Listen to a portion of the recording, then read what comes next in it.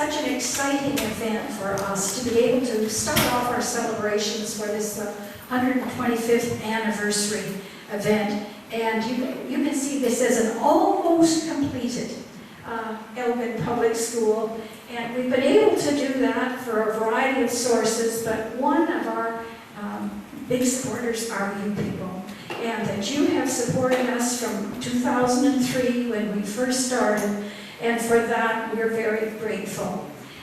You may have noticed our most recent changes.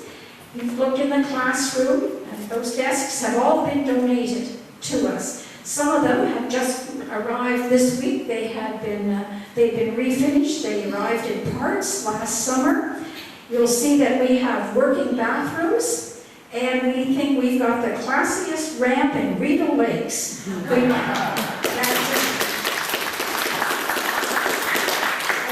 the township has also done some work on the yard outside. This has been accomplished not just by your donations. We have had a most wonderful group to work with. And I call them our dream team, because we could not have had any better group to work with.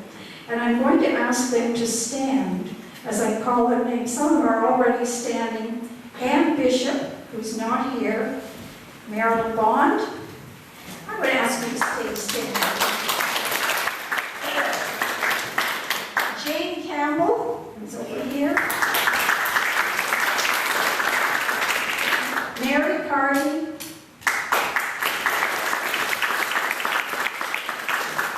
Ted Dwyer.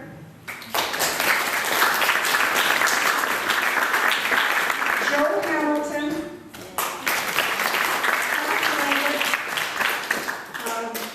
Leslie McDonald. Joe Mustard. Mary Rowntree.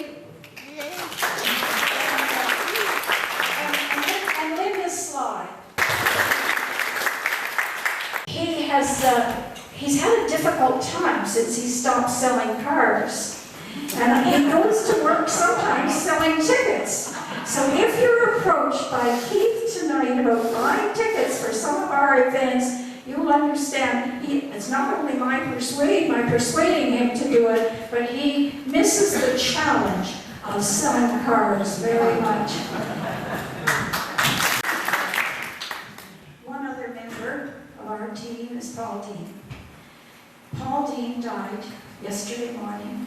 Paul had been with us from the very beginning. And it was Paul who insisted that this school should be designated. He kept saying to me, Diane, this school is different. It's different from the others around. And stupidly I'd say, oh, Paul, no, it's not. It's all the same. And I think another month later we'd have the same conversation. And it was Paul's persistence. And it wasn't just his persistence. It was his appreciation of the beauty of this building and the age at which it was built. And this is constructed at a time when there was a change in the educational standards that the Ontario government was setting. And it was through Paul's work that became a designated provincial heritage site. We're going to miss Paul very, very much. He was an integral part of our group. We have been planning for this 125th anniversary for the past year and a half. We would like to take the opportunity to tell you about some of our plans. This is our very first event, and this is, as you know, it's our thank you event, but it is also a chance to purchase, to see the results of interviews that were done this past summer. And it's our legacy project. And Mary Rowntree will come forward and to talk a bit more about this legacy project. Have you ever gone or been part of a committee or a group and missed a meeting and came back and found you've been downloaded some activities? That happened to me. But it was a delightful journey. I found that I was part of a group And I absolutely loved the idea of collecting the oral history of the Red Brick School and other schools in the community. But we were naive. And at 60, I am proud to say I was naive. And we started this journey with two amazing young men who perhaps were naive too, in what the breadth and scope of the task was. We borrowed equipment and we started out, and we meandered at first, not with set questions. And before you knew it, we had interviewed 14 hot summer afternoons. How many total? 52 people. 52, I know I did 36 interviews. And I had the pleasure of hearing stories I will never forget. I loved hearing the joyfulness of some of these stories, the sadness of some of the stories. I had never thought about being a 10-year-old boy during the war at the Red Brick Schoolhouse, but I heard that portrayed in a way that stayed with me forever. I am so grateful to Drew and Clay, and I think you'll mention them in a bit. And certainly Brian and Lori must be very proud of their sons, because they were amazing on this journey. Wonderful in the interviews, amazing amount of work to edit. I just hope you enjoy the DVD as much as I enjoyed being part of it. And I'm glad I was naive. And I want to just simply say there's one person that doesn't get enough credit on the DVD. That's Diane Haskins. It was Diane's vision, her determination. She was solution-focused the whole way with every problem, every step of the way. She was determined to see this through, and she did. So I hope you enjoy it and to continue to celebrate tonight. We interviewed 52 people. They represented 32 schools in what's now Rideau Lakes Township. We had, over a period of years, we've collected a large number of photographs. And it's a very unique collection that we have relating to the educational history of Rideau Lakes. And it was on the basis of collecting photographs from these people that we chose the 52 who were going to be interviewed. And we could have gone on and on with our interviews. I had done a book a few years, a long time ago. And it was in Bastard and Burgess. And someone, you may have remembered a man called Tom Edgestone, who was elderly when I did this book. And he said, "Oh, you've written it down. You've written it down." And it was though this was Holy Scripture. And we felt in a way the same thing with this, that these stories are now recorded for posterity. The stories of some of the events that have happened here in Rideau Lakes. Mary Sue made mention of Clay and Drew Patterson. And these were have to be two of the finest young men that I know, and I echo what Mary Sue said. We could not have done this without them, and without Drew in particular. And I'm going to ask him to say something in a few minutes, but this morning the DVDs had not arrived from Toronto, and they came at noontime, and as Keith is writing out the receipt for the DVDs, I'm on the phone to Drew. They're here. They're here. So it is a great pleasure that we have this first volume, and the first volume is the memories of Elgin Public School, and we hope to be able to continue, not we hope, we will continue this in other years with future volumes of the memories of other people. Anyway, Drew Patterson, please. Do this ceremonial copy of this DVD. Oh, Drew. Some days I think we were on the phone 100 times. I don't know what to say after that. It's been a long process, I can say that. When I got involved personally, I had no idea what we were getting into. I'm not sure how it started exactly. Something to do with my mom mentioning in a casual conversation that her sons were involved in film. Got me involved in quite the process, but it's been a wonderful journey. As someone who I've worked for the Rideau Canal for 3, going on 4 years, and I've always been interested in local history and heritage. And it's been a great honor to be involved in this process and to see and capture the memories of the people who attended these schools, and to have them in a modern format that would be accessible to future generations, and it's just a great honor to have such a thing available to the community, I think. And it's been wonderful to work with the Elgin Area Heritage Society and Diane, who I've worked very closely with. You've been excellent and just made sure the entire process ran smoothly. Everyone else involved has just kept everything in line and made sure that nothing went horribly wrong. This week's been a lot of sleepless nights waiting for those DVDs to arrive, a lot of phone calls. And I'm just very, very honored to be involved and very happy to see it come to fruition. I am very excited to announce that next Saturday at 2 o'clock, here in the big room of Red Brick Schoolhouse, we will be hosting a fashion show and tea, but a special fashion show. The Historical Society, or the Historical Costume Club of Kingston, will be venturing the long distance out to Elgin, their first trip to the rural area. And we will be joined by some costumed visitors who have taken on the persona of some of our local characters from the past. So we may be visited by some of the Stevens family and the Coon family. So please come and join us.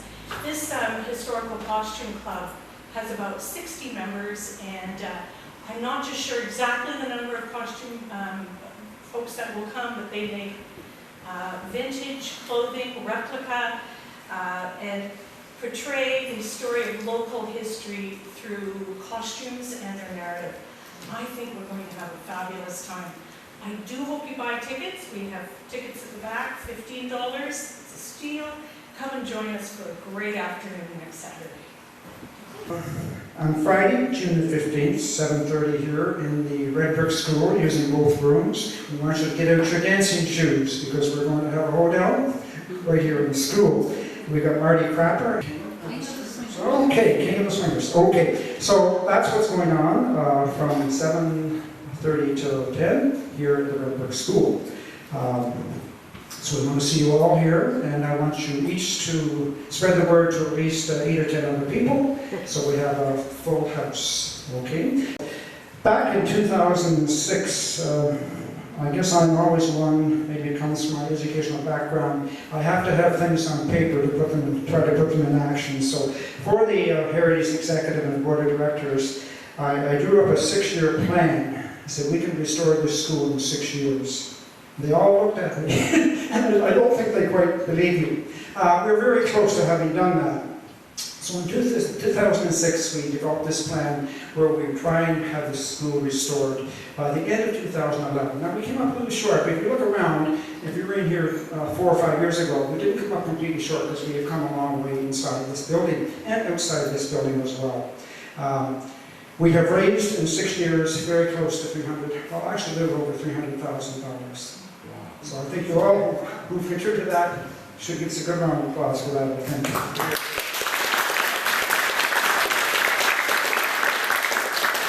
And now we followed the vision of both Paul Dean and also my good friend Dwight Purdy, who's no longer with us as well.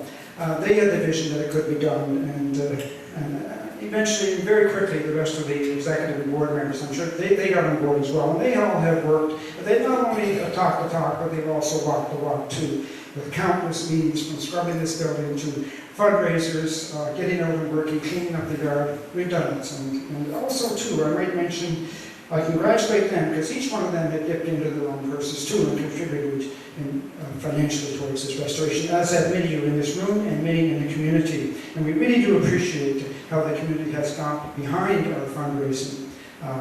There are moments of frustration and moments of tears as well. We also appreciate the support we've got from the township, and that has been super, and we thank you, Mayor Holman, for being on our side and working with us, and we appreciate that very much. So I think you deserve, and the council deserves a good one.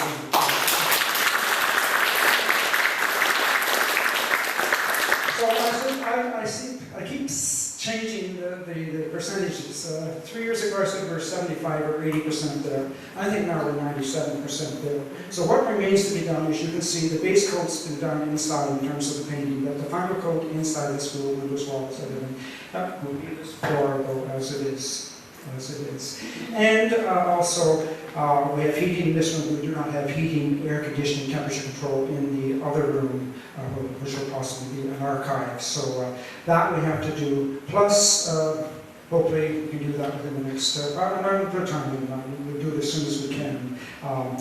I also want to compliment and congratulate the community for the great support. We did have a major fundraiser last year for restoration of the school.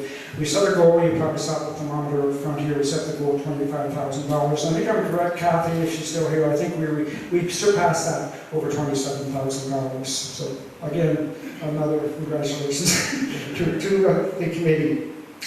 So with that, I would, we have, of course, we couldn't have done it, raise the money without the various grants that we received. The Ontario Children Foundation has been very generous to us. 4 years in a row, they were very generous in $25,000 to $26,000. The township has helped us out financially as well. The Davis Foundation has helped us out. The Kingston Community Credit Union has helped us out. Local businesses such as Leeds Transit, David Scotland, and they have helped us out a lot too. And I'm probably going to miss some, I can't mention them all, but I want to thank them on behalf of the Executive and Board of Directors for their generous support.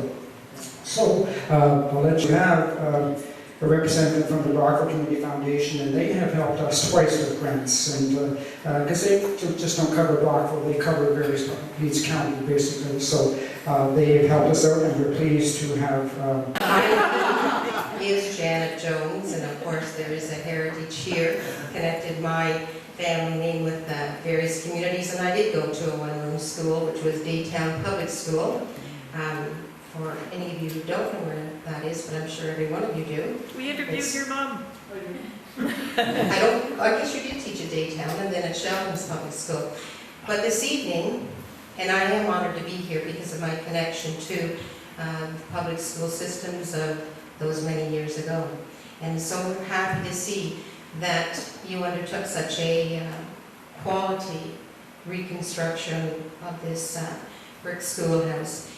So I might say that the Brockville and Area Community Foundation, which I represent this evening, is very pleased to reach out into the communities and to be a part and to extend our goodwill by presenting you this evening with this plaque and also a check for $2,000. So thank you.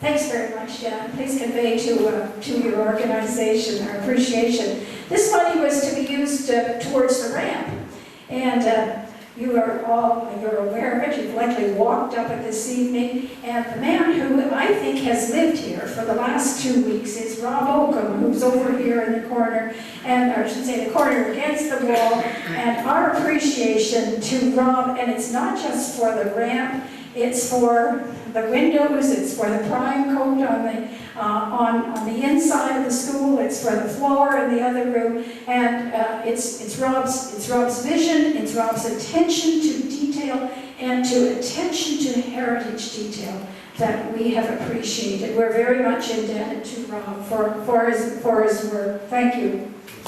Event on the Saturday of June the 16th, I think it is, we have a spelling bee here, and that'll be held on Saturday afternoon. This is the third year that we've had a spelling bee, and we have 6 schools represented, and at times during the spelling bee, you can hear a pin drop that these kids that are concentrating, and parents and grandparents are holding their breath and trying to get that word right.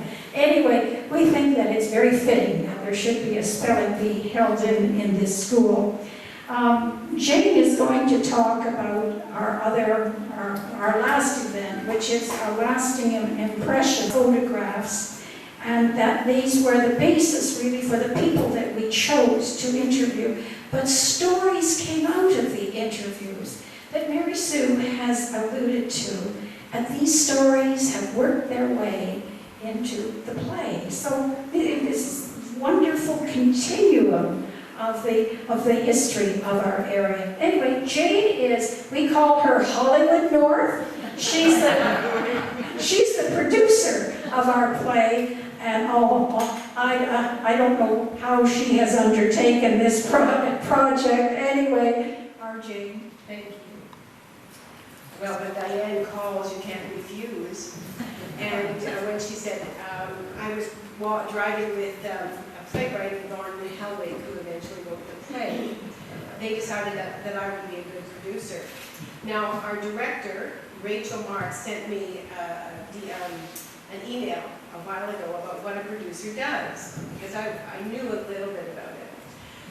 One picture is of the producer schmoozing with all the beautiful people. So that's where I am tonight. Another photograph is of the producer taking all the money, and that's what the actors think. The producer doesn't get anything. Then there's a photograph of what the mother thinks the producer does. And this is a photograph of someone sleeping. And then there's another photograph of what the producer does, and it's a cowboy lassoing all these wild calves and cows into a corral somewhere, and that's actually what I do. It's a great experience, and I don't know which part I'm here as, part 1, part 2, part 3, or part 4, but another aspect of our program, keeping in tune with education, is going into the elementary school, the South Crosby Public School, and Monique Antoine Hartley and her staff are very supportive of us. We had a group of grade 3s come to visit last year, and this year we have a music consultant, Dave Irwin, who was a member of the Upper Canada School Board, and our director, Rachel Marks. They're going to do a music program and a drama program with the students, and it's going to all be relating to the late 1800s and the era of the school, to develop an interest in the history of the area and the history of the school, and to develop pride in the school.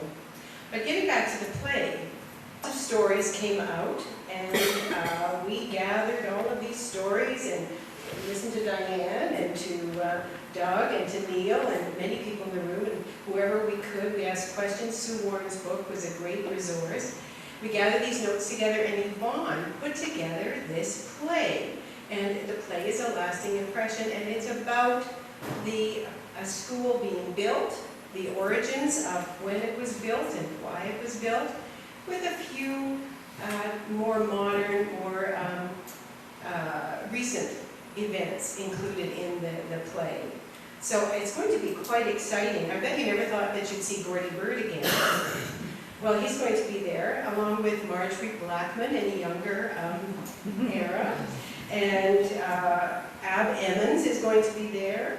These are all people who are included in the play. So it's going to be a wonderful evening. And we're thrilled to be able to make this come true. Another person who is helping us tremendously, Rob Oakham, is not the only famous person in his family. His wife Ginny is our costume designer, wardrobe mistress, I like to call her. And she has great attention to detail. It's a tremendous help to us. And if any of you have costumes that you think would fit, come and see me. We need some costumes. I can send you an email with that on it, but it should be a great event. On June the 16th and the 17th, the opening night is June the 16th. The ticket is $20, and that includes dessert. This is a new invention. The matinee is Sunday at 2, is it? I think it's at 2. Yeah. I've been so busy with the details, I haven't looked at the time.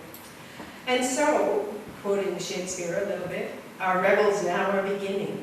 These are actors, as I tell you now, are all spirits, and will eventually melt into thin air. The fabric of this vision, the cloud-capped hills and sky, the gorgeous palaces of our memories, shall unfold in time, and the pageant will begin. It is such stuff as dreams are made of and memories. Opening night, as I said, is June the 16th, and your ticket includes dessert. The cost for the memory is inestimable. See you there. Thanks, Judy. Reference to two of our members who are no longer with us. There was another member, and it was Rita Helen Fishman. And Rita Helen had commented to Jane one day about her experience here at Elgin Public School, saying, "We had the best time." So that's the reason for the title of our volume 1. Anyway, proceed. We also would like you to renew your membership at the back table as well. Joe has alluded to not only alluded, but commented about the role of the municipality. It has been a vital role for us, and it's not just the Township Council. I think we're all very grateful to Ron Holman. I think it's Ron's leadership that has, and his concern, his desire for the preservation of this building. We're grateful for that leadership that he has shown. So, Ron, we'd love you to come up forward now, please. And certainly congratulations to the township is very fortunate to have a group of people that took an initiative like this and has developed it over a period of time into what it is today. I can't say enough for the organization, and I thank you on behalf of the township and the township council and also the residents. But it wouldn't have happened without the people who are sitting in the audience today and many others who have contributed towards this tremendous project. You know, it seems like, I guess it was 2003. Was it 2003 that this was started? 2003, 2004, and of course we started the building down there with the library renovations and the new hall down the road here. You know, we're making the last payment on that next year. So that's a major accomplishment as well. So not only do we have a new school renovated here, we also have a completed project down there, which again is, here we are almost 10 years later, we're making the last payment next year on that. So that's a great accomplishment, and my hat's off and my thanks to Paul. It's been, you know, the first discussions I think I had with this facility was with Paul Dean, if I recall correctly, and certainly we all remember Paul's contributions to this project. We had some very interesting conversations in the early stages as to how he developed and what part the township should play in it. And certainly I will remember Paul's contributions for many years to come. Certainly we're very fortunate to have had Paul's talents towards this project. So my hat's off to Diane and to Joe and to all the other members on the board. I thank you for what you have done in bringing this project to where it is today. And certainly by the sound of the activities that you have planned, it's not going to be dull here. There's going to be, it sounds like every weekend you're going to have something on by the sounds of it. So I'm sure that takes a lot of work as well. Congratulations to all those who participated. So thank you very much. On behalf of my colleagues on council, I do say thank you to all. On the 14th, we're having a yard sale. So we'll be here on the morning of Friday, the 13th of July. So if you have some things which you think someone else might treasure more than you do, by all means, bring them to the school. We'll gladly accept them. Again, our appreciation for coming tonight. So, yes, that's it.